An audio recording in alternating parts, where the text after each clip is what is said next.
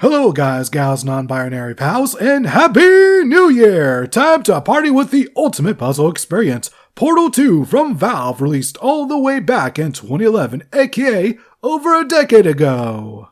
If you've never played Portal 2 before, first off, spoilers, and secondly, the protagonist is a mute person by the name of Xiao who must complete puzzles in order to eventually make a heroic escape from the Aperture Science Enrichment Center. Just to go through the story in my own scatterbrain style way, we wake up from a seemingly super long slumber thanks to an AI core by the name of Weekly, played by Stephen Merchant, waking us up. He takes control of our room, and before long, we're solving puzzles in test chambers either modeled after or straight up copied from Portal 1, which is always a nice nostalgia trip.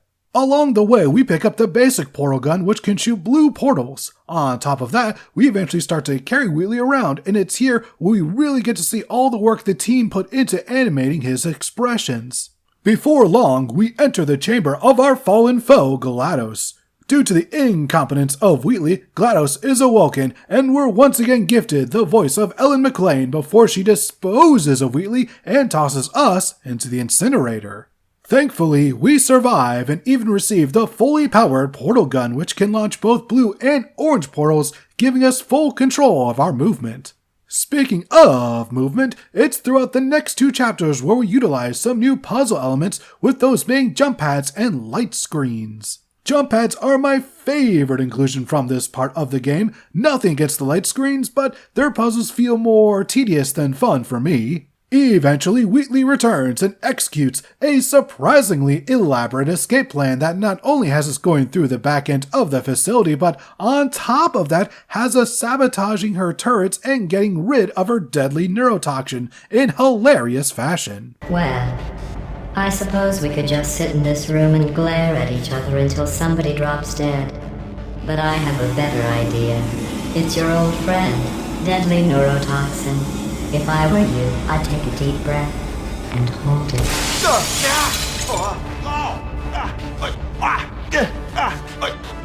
Hello?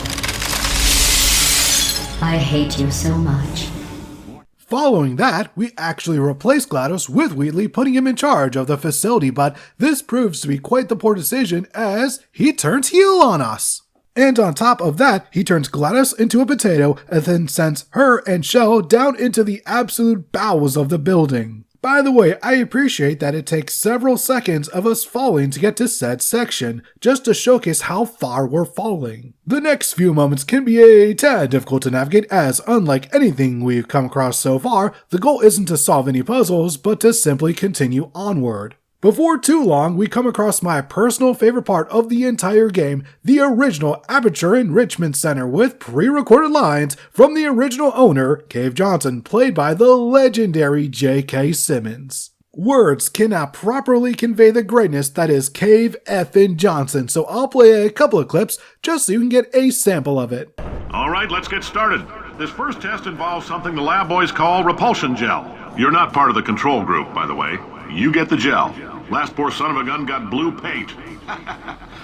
All joking aside, that did happen. Broke every bone in his legs. Tragic, but informative. Or so I'm told. Just a heads up, that coffee we gave you earlier had fluorescent calcium in it so we can track the neuronal activity in your brain. There's a slight chance the calcium could harden and vitrify your frontal lobe. Anyway, don't stress yourself thinking about it. I'm serious. Visualizing the scenario while under stress actually triggers the reaction. Throughout the classic facility, we'll come across 3 separate gels, which are, in my opinion, the true gimmicks of this entry. First, we have the repulsion gel, aka Bouncy House time! Super fun, super jumpy. Next is propulsion gel, which allows us to gain superhuman speed, and when combined with the repulsion gel, can allow us to cross some pretty huge distances. Finally, we have the conversion gel, and, well, I'll allow the immature members of the audience to get their jokes out of the way now. Everyone good? Groovy! Conversion gel allows you to place portals anywhere the gel touches and is made of moon rocks. This is important later, keep this in mind. Along the way, we save GLaDOS from being eaten by a bird and decide that revenge is the most delicious dish, with Wheatley as the main course, if that metaphor makes any sense whatsoever. Anyways, we connect the gels to the main facility and finally make our way back to Wheatley. He seems to be having quite a bit of trouble forcing the Franken turrets to solve his puzzles. Thankfully for him, we've returned, and in an interesting twist, he receives a euphoric every time a puzzle is solved. Unfortunately for us, he builds up a tolerance rather fast, and it does not take long before he decides that we've become more trouble than we're worth. I will say that the test chambers during this section are definitely among the more mentally taxing. That isn't to say there haven't been some tough ones up until now, but these final ones definitely took a few minutes before I put 2 and 2 together. Back to the plot, we escape his obvious death trap of death, and once again make our way through the back end of the building until we reach Wheatley's lair. It's here where we have our ultimate showdown of ultimate destiny and defeat the corrupted AI in the most bonkers way possible. You had to play bloody cat and mouse, didn't you? While people were trying to work. Yeah, well now we're all gonna pay the price, because we're all gonna bloody die.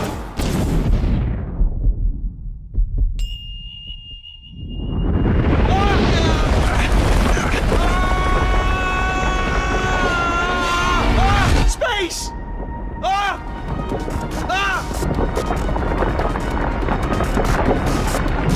Let go! We're in space! Let go! Let go! I'm still connected! I can pull myself in! I can still fix this! I already fixed it, and you are not coming back. Oh no! Change your plans! Hold on to me! Tighter! Grab me! Grab me! Grab me! Grab me!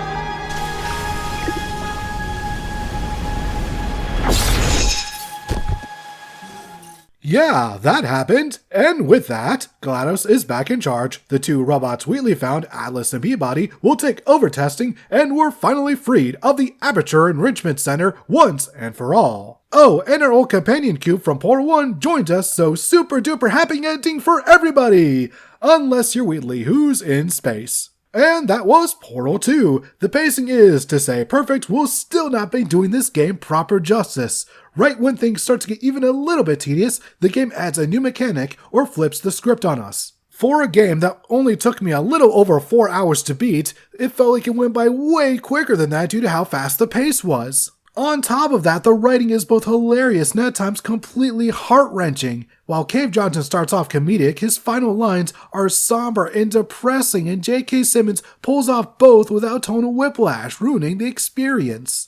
Props also have to go to Stephen Merchant, who took a moronic character in Wheatley and elevated him to a point where Valve just let him do improv lines should the player wait around for them. No imagining of any potential outcomes whatsoever, okay? Just jump. Just jump into the abyss and see what happens. Oh, it's still there. It's still in my head. And of course, Ellen McLean is amazing as ever portraying GLaDOS in a way that feels both monotone and sadistic with a side of snark. Remember before when I was talking about smelly garbage standing around being useless? That was a metaphor. I was actually talking about you. And I'm sorry. You didn't react at the time, so I was worried it sailed right over your head, which would have made this apology seem insane. That's why I had to call you garbage a second time just now. Oh, and don't think I forgot about Jonathan Colton, who provides the credits song Want You Gone with vocals by McLean. Super underrated masterpiece, and depending on the day, I actually prefer it to Still Alive. All in all, Portal 2 is still a classic with both games available on Switch, so what better time than now to experience this piece of 2010's radness. Thank you all for watching, and since we ended this video in space, why not start our next one there as well, with one of my favorite indie games of all time. With emphasis on time. Sort of. It'll make sense soon. Happy 2023, everyone!